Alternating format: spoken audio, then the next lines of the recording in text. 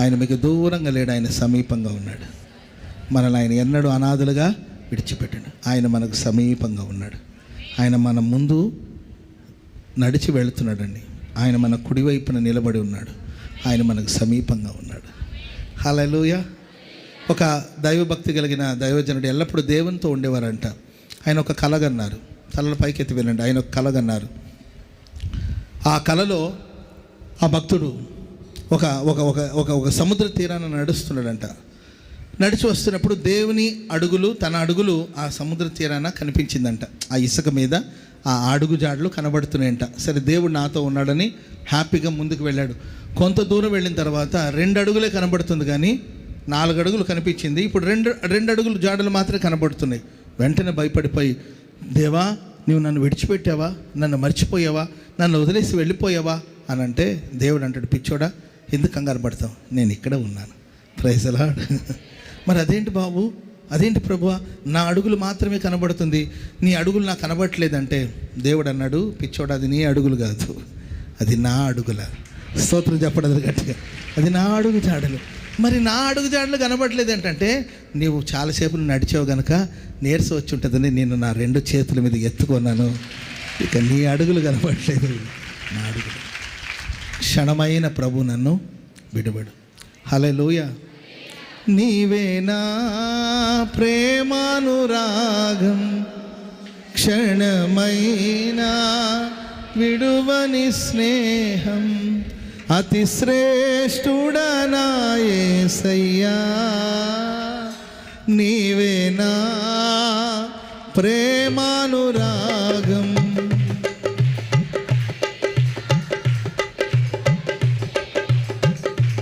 అతి శ్రేష్ఠుడనా యేసయ్యా. ఆడేద స్తుతి గానము,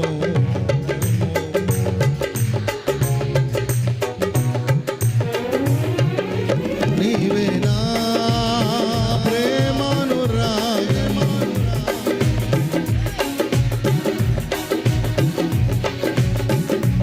అతి శ్రేష్ఠుడనా యేసయ్యా. నీవేనా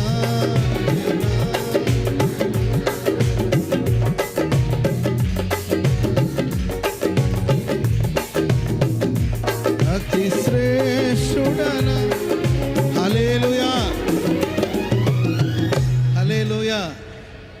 ఇలా నాకెవ్వరూ లేరని అనుకొనగా నా దరి చేరితి, నే నమ్మిన వారే నన్ను మరచినను నన్ను మరువని దేవుడు. కొన్నిసార్లు మనం అనుకుంటాం, ఇక్కడ నాకు ఎవరు లేరు, ఇంటి నిండా మనుషులు ఉంటారు, కానీ ఏదో ఒంటరితనం మనల్ని వేధిస్తూ ఉంటుంది. Praise the Lord. అది అందరూ ఆ మార్గాలు గుండా ప్రయాణం చేసే ఉంటారండి. అందరూ ఆ మార్గాలు గుండా నాకు ఎవరు లేరు, దిక్కులేందానండి, నన్ను ఎవరు నయోమి అని పిలవద్దు, మధురం అని పిలవద్దు, నన్ను మారా అని పిలవండి అంటుంది. ఒక రకంగా చెప్పాలంటే నయోమి వచ్చిందన్న వెంటనే ఊరి జనమంతా వచ్చారంట. ఊరి జనమేనమ్మా, కొంచెం అందుకోవాలి మీరు. ఊరి జనమంతా వచ్చారు నయోమిని చూడడానికి. చదవాలి. నయోమి ఊర్లోకి బెత్లెహేమునకు వచ్చినప్పుడు ఆ ఊరి వారందరూ వారి యొద్దకు గుంపు కూడి వచ్చి. ఎట్లా వచ్చారంటే, ఊరి వారంతా. ఈరోజు గుంటూరులో ఎంతమంది ఉన్నారు? ఊరి వారంతా వచ్చారు అక్కడ. నేను చాలా ఊర్లకు వెళ్తుంటాను. ఆ ఊరి వాళ్ళంతా వస్తారండి, ఎవరో మనకు తెలిసిన విశ్వాసులు. ఆ ఊరి వాళ్ళు బెత్లెహేములో ఉన్న ఊరిలో ఉన్న వాళ్ళందరూ కూడా ఈ నయోమి కోసం వచ్చారంట. అంటే ఒకప్పుడు బాగా బతికుంటుంది ఆ ఊరిలో, ఏది కారణాలు ఏదైనా కావచ్చు. ఆమె ఫ్రెండ్స్ చాలామంది ఉన్నారండి.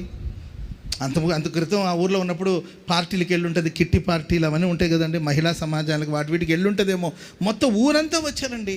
ఏమంటుంది, నన్ను ఎవరు మధురం అని పిలవద్దు, నన్ను మారా అని పిలవండి. అంటే ఊరి నిండా జనమున్నా, మన చుట్టూ 100 మంది ఉన్న, 1000 మంది ఉన్న, లక్షల మంది ఉన్న, 1000 సంఘాలు ఉన్నా, 1000 మంది విశ్వాసులు ఉన్న జీవితంలో ఒక పరిస్థితి వస్తుందండి. అక్కడ మనకేమనిపిస్తుంటే, ఎవరు లేరేమో నాకు,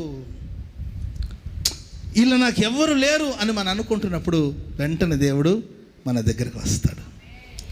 కొన్ని సందర్భాల్లో మనం మనుషుల్ని నమ్ముతాం. మనుషులు కాదండి, మనుషులు నమ్ముకుంటే ఎట్టుంటాం చెప్పండి. Praise the Lord. వాడు 100 సార్లు మోసం చేసిన మనం ఆయనే నమ్ముతాం. ఆమెన్ చెప్పండి అందరు గట్టిగా హల్లెలూయా.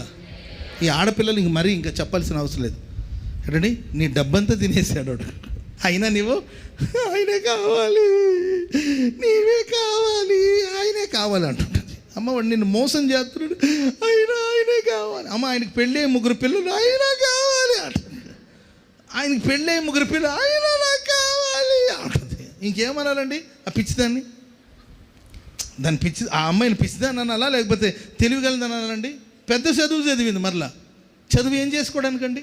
అరే వాడు నన్ను మోసం చేశాడు, నా దగ్గర ఉన్న డబ్బంతా లాగేశాడు, నా జీవితాన్ని నాశనం చేశాడు, దుర్మార్గుడు అనాలి కదండి. మరి ఆమె ఏ ఫోబియాలో ఉందో నాకు అర్థం కావట్లే. ఆయనే కావాలి, ప్రార్థన చేయండి. మరలా నేను దానికి ప్రార్థన చేయాలంటే ఏదో లోక కళ్యాణం చేసింది అన్నట్టు ఆ లోక కళ్యాణానికి మరలా నేను ప్రార్థన చేయాలి. వాళ్ళ అమ్మ ఏడుస్తుంది పాపం, బోరు అని ఏడుస్తుంది, గుండెలు బాదుకున్నాడు. అమ్మ ఏడుస్తుంది, వాళ్ళ నాన్న పాపం సిగ్గుతో తలదించుకుంటున్నాడు. ఏం సమాధానం చెప్పాలో సేవకులకి అన్నట్టు పాపం ఆయన అనుకుంటున్నాను. నేను అమ్మ ఏమైందమ్మా, ఎందుకు ఇట్లా చేస్తున్నట్టు? పిచ్చి ముఖమా, పిచ్చి మాలోకమా? వాడిని మోసం చేశాడని నీవే చెప్తున్నావు. వాడికి పెళ్ళే 3 పిల్లలు ఉన్నారని నీవే తెలిసింది. అయినా కావాలని అంటుంది. మనుషులు కాదండి, మనుషులు నమ్ముతాం, ఏం చేద్దాం? తల్లిదండ్రులు పిల్లల్ని నమ్ముతారు, అంతే కదండి. మన పిల్లల్ని మనం నమ్ముకుండా ఎట్టుంటామండి? ఏ తల్లిదండ్రులు అయినా మీ పిల్లల్ని నమ్మొద్దని మనం అనలేము కదండి. కానీ ఆ పిల్లలే మనల్ని మోసం చేస్తాయి. నేను నమ్మిన వారే నన్ను మరచినను. మనం నమ్మినవాడు. ఎన్ని అనుభవాలు పుట్టుకుంటూ వచ్చిన మాటలండి. మనం కొందరు నమ్ముతాం, ఓవర్గా వాళ్ళ మీద విశ్వాసం పెట్టుకుంటాం. వాళ్ళు మన నమ్మకాన్ని వమ్ము చేసి వెళ్ళిపోతారు. Praise the Lord. ఇప్పుడు పట్టనా అంటే తెలిస్తే మంచిది కదా. ఊరికే ఇలా నాకే అని పాడితే ఏం బాగుంటుంది? తెలుసుకొని పాడితే బాగుంటుందండి. అట్లా మనం ఉన్న సందర్భాల్లో దేవుడు మన ఆశలన్నిటిని మరలా చిగురింపచేస్తాడు. ఆయన వాక్యం మనల్ని బ్రతికిస్తుంది. ఇక మనుషులతో కాదు మన అనుబంధం, దేవునితోనే మనకు అనుబంధం. ఇలా నాకెవ్వరు లేరను కొనగా,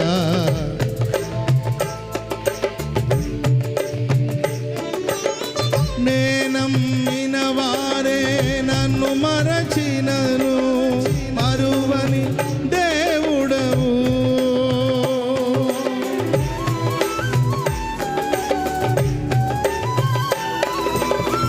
ఇలా నాకెవ్వరు లేరను కొనగా,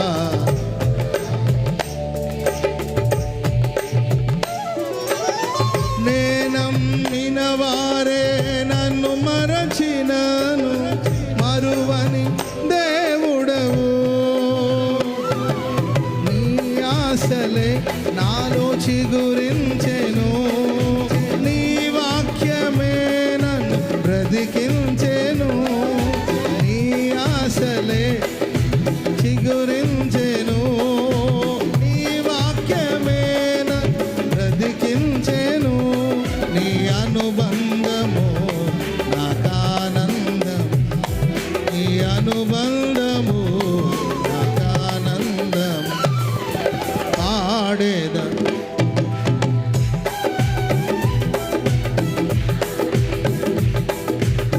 స్తోత్రం, పాడేద స్తుతి గానము, కొనియాడేద నీ నామము. నీవేనా జడమైన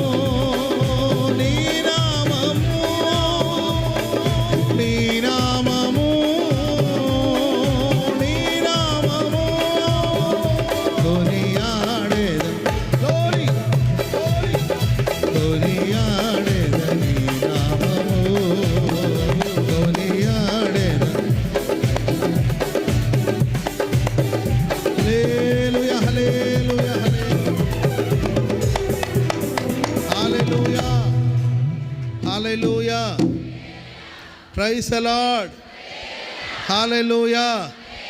ఆయన సమీపంగా ఉన్నాడని కృతజ్ఞతాస్తుతులు చెల్లించున్నాం. నరులు నీ ఆశ్చర్యమైన కార్యాలు వివరిస్తారు. ప్రియులారా, ఆయన మన జీవితంలో చేసిన ఆశ్చర్య కార్యాలు మనం వివరించాలి. ఏంటి ఆ ఆశ్చర్య కార్యాలు అంటే, ఆయన మనకు సమీపంగా ఉన్నాడు. ఆయన ఆశ్చర్యకార్యం చేసే ప్రతిసారి నువ్వు గుర్తించాలి, ఆయన నీకు సమీపంగా ఉన్నాడని.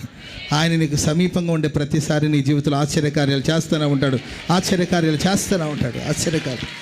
హల్లెలూయా. ఆయన నామమును జ్ఞాపకార్థంగా ఉంచు ప్రతి స్థలంలో ప్రభు వస్తాడు.